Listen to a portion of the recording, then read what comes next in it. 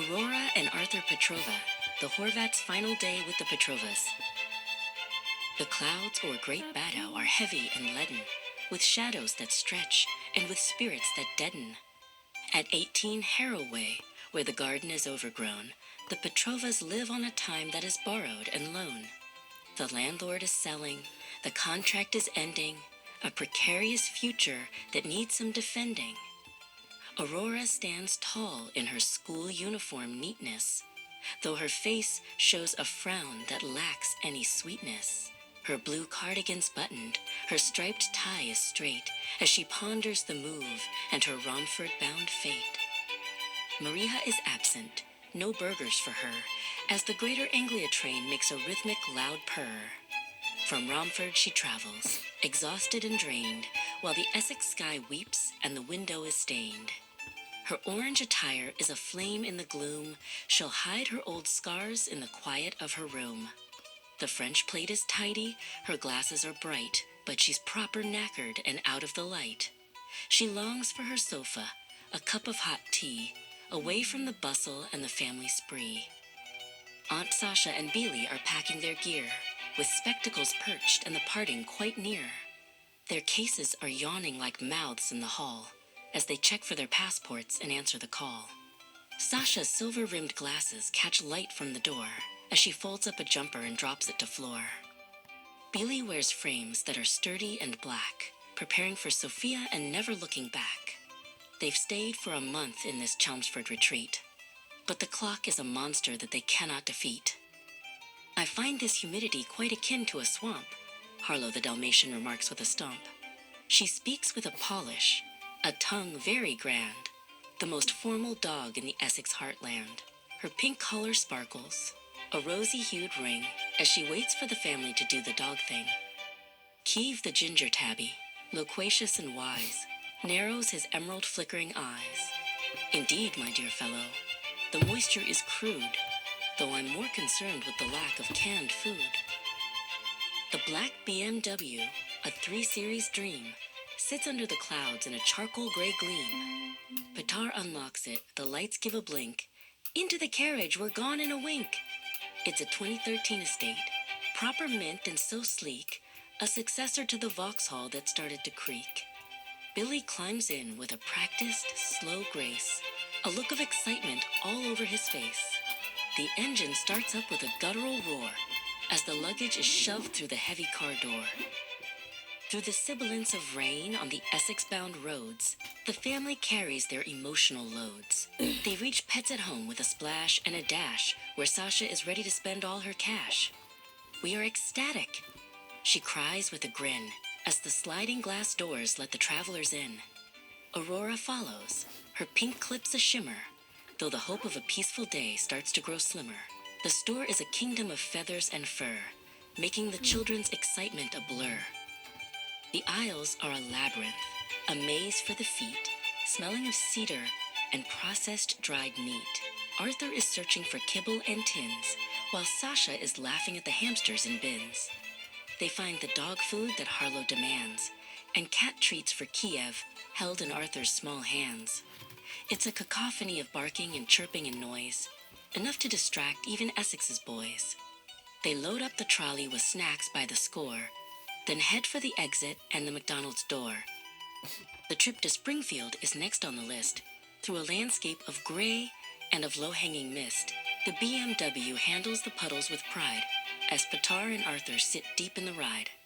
Dobarden, Petar mutters, a Bulgarian greeting, while thinking of all of the food they'll be eating. The traffic is heavy, the morning is slow, but the golden arches begin now to glow. The rain on the glass is a shimmering screen, blurring the hedges of vibrant dark green. Inside the McDonald's, the air is quite thick, with the scent of the fryers and nuggets so quick. Sasha and Billy approach the big screens, navigating through the digital scenes. Billy wants a large wrap meal with water to drink, while Sasha starts clicking before she can blink. She picks a medium wrap and a tango, no ice, plus 5 sugary donuts to make it feel nice. Their glasses are fogging from the heat of the oil as the plans for the lunch start to bubble and boil. Petar orders a Big Mac, large and supreme, with a Coke, no ice, and some dips for the team. Aurora is next, with a hunger so great, she picks the spicy signature menu for her plate. Her Sprite must have no ice, she makes it quite clear, as she waits for the meal to finally appear. She's proper starvin', her patience is thin, as the noise of the restaurant creates a loud din. Petar watches her with a look of concern, as the lessons of patience are difficult to learn. Arthur chooses the classic signature menu for him, with a Sprite, no ice, filled right to the brim. They find a large table, a booth near the back, but the wait for the food is a loathsome attack. Aurora is huffy, her mood starts to sour. She feels she hasn't eaten for more than an hour. Her infantile temper begins to ignite as she glares at her brother in the artificial light. "It's taking forever," she grumbles and moans, in sharp, exacerbating, and petulant tones. Arthur looks up, his green glasses askew. "The fruit of the spirit is patience, it's true." His words are a spark in a room full of gas. Things go pear-shaped, and they go there quite fast. Aurora, offended, her arm like a whip, smacks Arthur's hand with a thunderous clip. To alienate him was never her goal, but hunger has taken a grip on her soul. She strikes him quite hard, a proper old thwack, while the rest of the family starts to look back.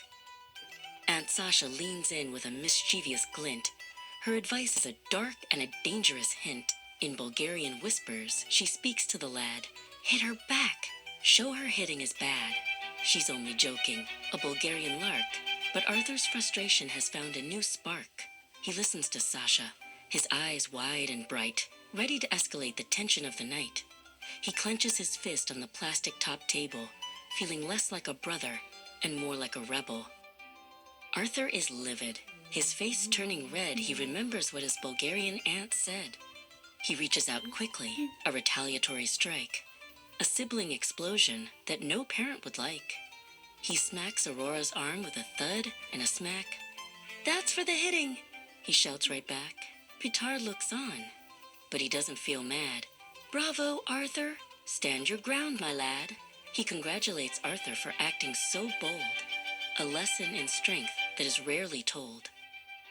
"Stiga," cries Petar, which means "stop it now," with a furrowed and terrifying dark-shadowed brow. Billy looks over, his wrap in his hand, the most awkward lunch in the whole of the land. The food has arrived, but the joy is all gone, as the sibling conflict continues to yawn. Billy sips water and tries to look small, while Petar's stern lecture starts to enthrall. The signature burgers sit heavy and hot, but the happy in Happy Meal is certainly not. Back at Haraway, the atmosphere shifts as the time for the parting and the final gifts drifts. The landlord's shadow hangs over the hall as Aurora and Arthur start to feel small. They are inconsolable, proper and truly. Their emotions are wild and remarkably unruly. They weep for the cousins who must fly away, leaving them alone in Great Baddow to stay. Aurora's hair clips are crooked and loose, as her heart feels the squeeze of a melancholy noose. In Arthur's bedroom, the blankets are spread, as Sasha tucks Arthur into his bed. "Don't cry, little one," she whispers so low. "We'll be back in the summer, I want you to know." She adjusts her glasses and kisses his head, while the shadows of evening dance round the bed. Arthur clings to her sleeve with a desperate hold, fearing the night will be lonely and cold. The sibling smackback is forgotten and past, replaced by a love that is destined to last. Aurora joins them, a bundle of grief, finding in family a momentary relief. She crawls in with Billy on the rug by the wall, as the silence of night starts to cover them all. They sleep in a huddle, a Bulgarian knot, in the only sanctuary the children have got. The last day is over, the morning will come, when the sound of the plane will be a distant, low hum. "Obicamte," whispers the house to the night, as they wait for the Sophia-bound morning light.